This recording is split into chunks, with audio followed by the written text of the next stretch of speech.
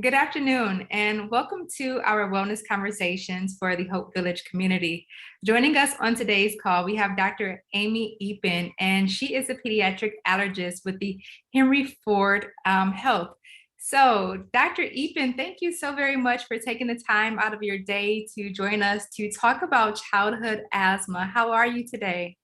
I'm good. Thank you, Adrienne, for having me. I appreciate it. Absolutely. Thank you. So just to jump right into it, asthma, so many people are affected by asthma on a day-to-day and living with it, coping with it, as well as managing it. For those that are not living or those that don't have a clear understanding of what asthma is, can you please tell us what asthma is? Yeah, so asthma is a disease that affects both kid and adults, but more kids sometimes that affects your breathing. So a lot of times people will have what we call inflammation of your lungs. And basically what that means is that you have irritation of the lungs causing difficulty breathing, cough, or wheezing. Thank you. Thank you. And how are the residents of Detroit directly affected with asthma? Yeah, so as a Detroit resident as well, previously as we grew up, I understand that asthma is a huge concern for Detroit residents.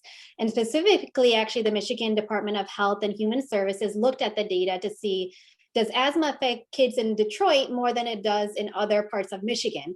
And the answer is yes. So actually, children and adults are affected with asthma at around like 9.7%. And this was from 2014.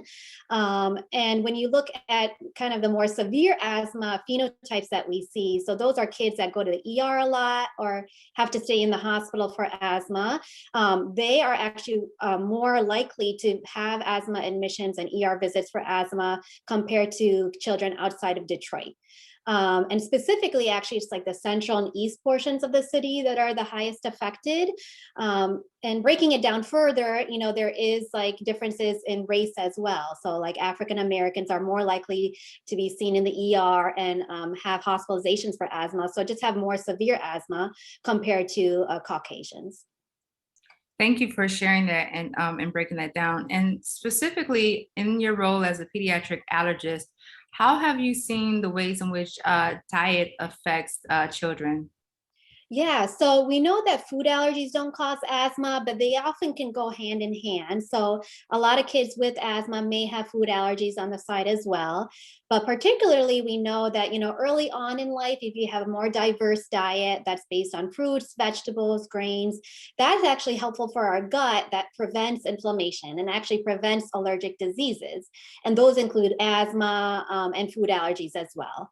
And particularly for pregnant moms too, if you're expecting a little one, a diet that's more diverse can also prevent these kind of diseases in your, baby to be. Thank you for sharing that. I know sometimes these small pieces of information can sometimes go overlooked, and moms sometimes wonder, how did this happen? What happened? How can these things occur? So thank you for sharing that. And are you able to share some of the resources that are available? Yes, yeah. So we actually have a lot of resources online for parents, teachers, anyone who's interested. And one great website that I like to use is called getasthmahelp.org. And what they kind of break it down is actually asthma in kids in different ages. So, preschool kids versus teenagers, information for adults as well. And then if you're a parent of an asthmatic child, what you need to know. So I think it's a great resource, like a one-stop shop, if you just want to learn more about what asthma is and what you can do to help your kids' asthma. And I think two tools that are not medications to have in your asthma toolbox are one, the spacer. So this is a device that all kids with asthma should have, and it actually helps the improvement of the medication delivery for your inhaler to your lungs rather than sticking to the back of your throat. So we say that actually, if you use this spacer with your inhaler, you get up to 90% of the medication, versus if you don't use it, you get about 10%. So it's a huge difference. And then the other tool that I really like and all asthma kids and parents should have is the asthma action plan. So you can kind of see it's color coded and it's by your traffic light. So green, yellow, red, and it tells you each step, how to escalate your asthma care. So those are my two favorite tools to use for asthma.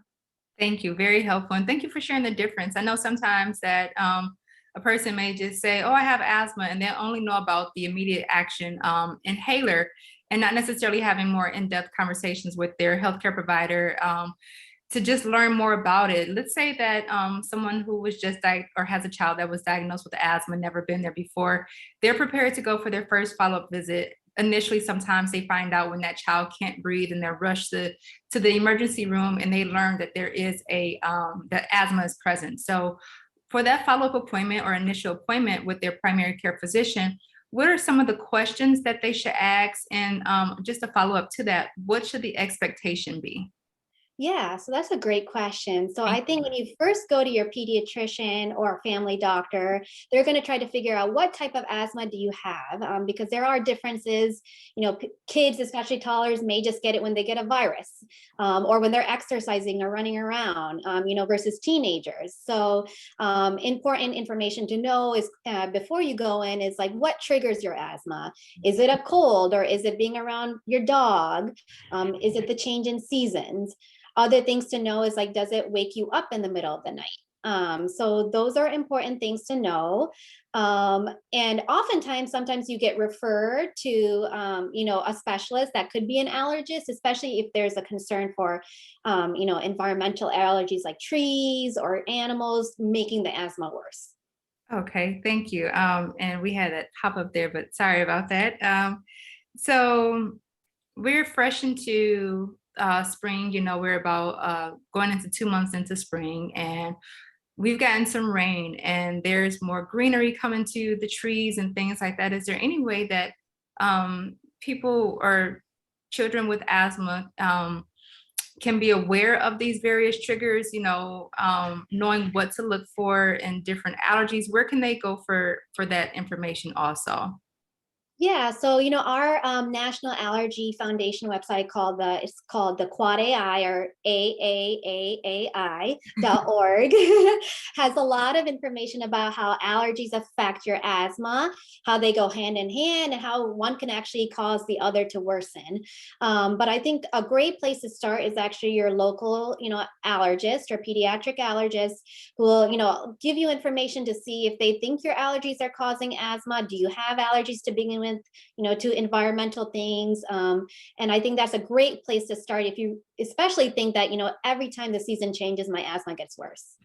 Thank you. And then the last question for this, we've heard it since forever. I, as a person who had childhood asthma, the secondhand smoke, how can a person directly or indirectly affected by secondhand smoke? What are some of the steps that caregivers or parents, loved ones can take to help protect the children within their family that are living with asthma? Yeah, and that's a very important point for asthma, because we know smoking of any type can actually worsen asthma severely for children. And so, what we tell families is that, smoking cessation is the best, not only for your own health, but also the child's health as well. But if you're on that road towards stopping smoking, the best thing to do is to not smoke in the home. And even if you're smoking outside, to make sure you change your clothes and take a shower before coming in contact with your child. That's really the only true way to prevent your kid from getting the effects of smoking. And that includes tobacco smoke, vaping, and any other kind of smoking that may be occurring. Okay, thank you so very much for all of this wealth of information that you have shared today. Is there anything that I missed that you may want to add to share to anyone that's watching this video? No, I think, we've covered a lot. And I think that if anyone has questions, we're here to help. And you can always get a referral to your pediatric allergist from your primary care doctor. Now, our pediatricians are very, great as well at taking care of asthma. So thank you again for allowing me to answer these questions. Absolutely. And I thank you for being present and again, taking the time out of your day to help service the community to share this information. So, again, for this conversation, for our wellness conversations, we have covered asthma, and so graciously thanking you, Dr. Amy Eapen, for joining us. And we appreciate your expertise and all that you do for us. Thank you. Thank you so much, Adrienne. It was great talking to you. Thank you.